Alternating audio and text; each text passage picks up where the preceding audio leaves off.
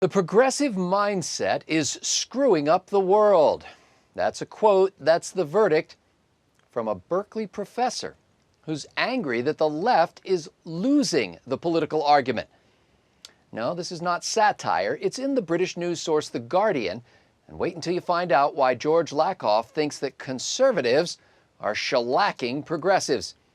I'm PJTV's Scott Ott, joined now by Stephen Green and Bill Whittle. Well, men, George Lakoff is angry at his comrades because he thinks they're failing the progressive movement. And therefore, we're going to be stuck with global warming, with fracking, with the savage inequalities of capitalism, and with Wisconsin Governor Scott Walker, among other crimes against humanity. But what caught my eye was that Lakoff thinks that the left is losing because it's too rational and doesn't understand the importance of emotion.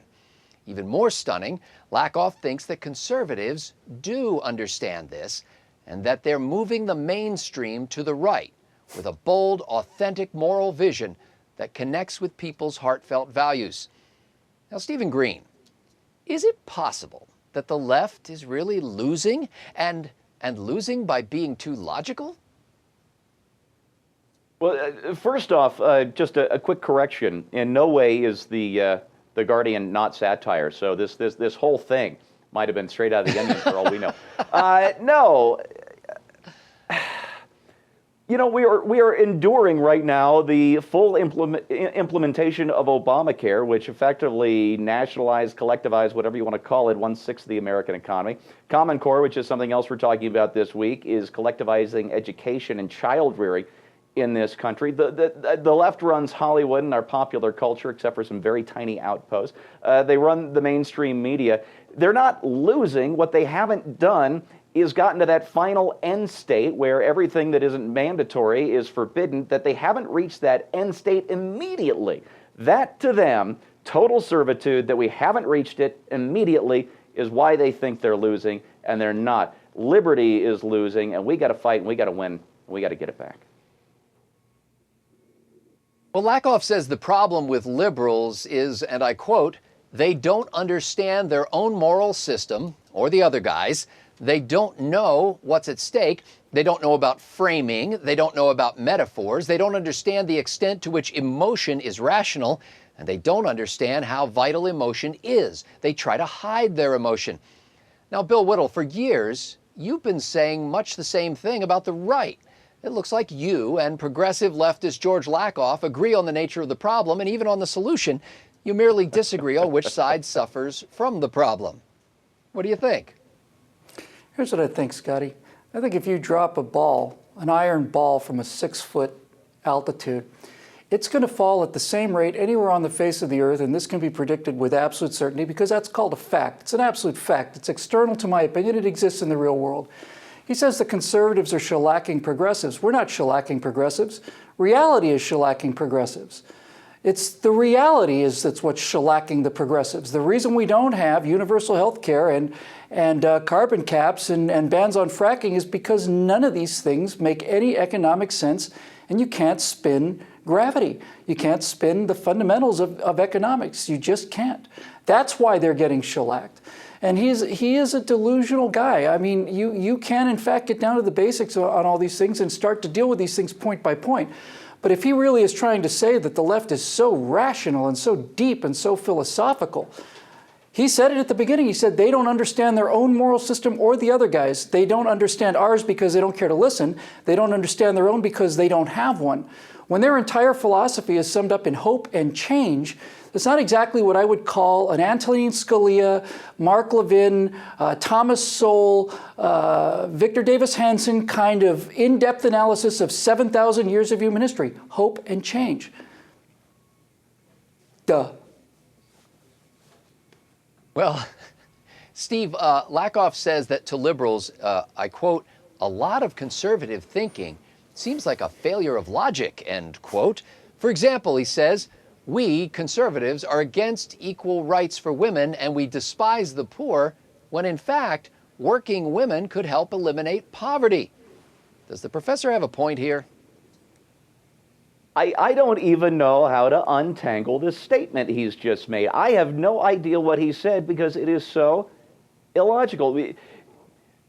You know what? Liberty has worked everywhere it's ever been tried, whether it's tiny little Hong Kong before the Chinese took it back over. For 40 or 50 years, Hong Kong enjoyed almost complete liberty, and that city became a little fishing village into a huge metropolis with skyscrapers unlike almost anywhere else in the world. Liberty works on the continental scale. This country, in its first 100 years, fought a civil war to abolish slavery. It became the richest country in the history of the world. Liberty works on any scale. We've tried collectivization under any banner you want to call it, whether it's been communism, National Socialism, the progressivism, any of these things, no matter what scale you try it on, you have to expand, it has to consume, it has to tear through, it has to destroy, and eventually you end up with collapse. That's the road we're on. We don't need to be arguing about who has the right thing here. History has shown it again and again and again, and if you can't see that, then you don't have eyes, and you certainly don't know how to use your brain. Well, you know, Lakoff's prescription for the left is to be more like the right and just, you know, change the world. Here's his quote: "Progressives want to follow the polls. Conservatives don't follow the polls. They want to change them. Political ground is gained not when you successfully inhabit the middle ground, but when you successfully impose your framing as the common sense position." Now, Bill, do you wonder if maybe there are a lot of other voices on the left who, like Lakoff, are panicked by the power of conservatives to frame the issues? And if so, well, why don't you just perk up, little buddy? I mean, things aren't so bad as they seem for us, right? First of all, having read that last quote, let me just say this in all seriousness. I'd like to nominate this guy to be the director of the Republican National Committee, because that is exactly precisely what the Republicans should be doing and, in fact, are not doing at all, under any circumstances. He's absolutely, utterly delusional, and I can explain very briefly what's going on here.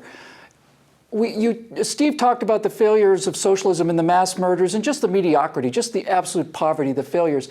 It is because it is a religious experience for the left. They can never, ever, ever own up to the fact that this doesn't work. There always has to be a reason why it doesn't work. There has to be a reason why it didn't work this time. And if we could just get that one little bug out of the way, next time it'll work. And you saw this again and again and again with Stalin and Mao and the Great Leap Forward in Cambodia, all the killing fields, all this other stuff, Cuba, Castro, Venezuela, everything.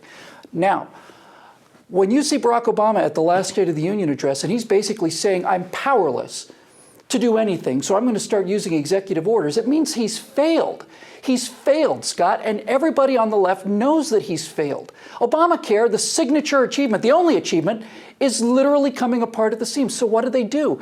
They have to have a reason for why it failed. And so now they're inventing this reason, and the reason is those shrewd conservatives are just so astute politically. The Republican National Committee and the RNC and the Republican leadership, guys like Boehner and McConnell, are such political geniuses that they've managed to foil our utopia one more time. It's a disease. These people are diseased. And the disease is called amnesia and narcissism. Well, you know, when I first read the interview in The Guardian with George Lakoff, I thought that he was either ignorant or disingenuous. Conservatives are winning by being emotional? I mean, come on. Frankly, I can show you a PowerPoint pie chart and a think tank white paper that proves how wrong he is about that. But now I think Lakoff really believes that the left is losing because they're not making fast enough progress, as Steve suggested, not fast enough toward their utopian policies. Meanwhile, the right thinks it's losing because the left is making some progress. When the right merely slows the advance of the left thinks it's a major setback. When the left makes progress toward its goals, the right thinks we're going over the communist cliff. Lakoff is right about one thing, though. There is no real middle ground. There are two timeless worldviews, and only one can ultimately triumph. For Bill Whittle, Stephen Green, and the entire Trifecta crew at PJTV.com, I'm Scott Ott.